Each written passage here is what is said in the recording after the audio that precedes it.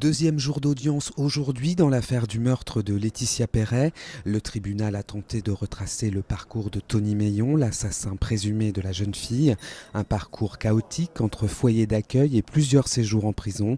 Malgré ses tentatives pour s'en sortir, l'homme de 33 ans n'a jamais réussi à se stabiliser. Tony Meillon a été incarcéré dès l'adolescence et il a bien évidemment connu la violence de la détention. Il a aussi connu en détention un accès à des soins psychiatriques.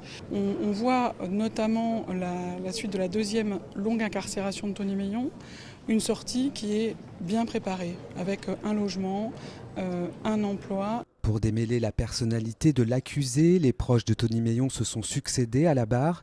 Une enfance difficile avec un père alcoolique, dangereux, un beau-père qu'il n'a jamais accepté et une mère désœuvrée devant la violence d'un fils. J'ai tout fait pour le soutenir, dira-t-elle au tribunal, mais j'avais peur de lui, je m'attendais au pire. Je pense que la peur joue un rôle important dans la vie de Tony Meillon.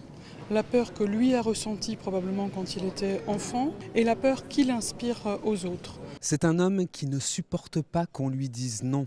C'est ce qu'ont martelé tour à tour les proches de Tony Meillon aujourd'hui devant la cour d'assises de Loire-Atlantique. Tony Meillon, un homme décrit comme violent, possessif, jaloux. Après avoir retracé son parcours, le tribunal tentera d'y voir plus clair dès lundi prochain sur ce qui s'est réellement passé la nuit du meurtre de Laetitia Perret.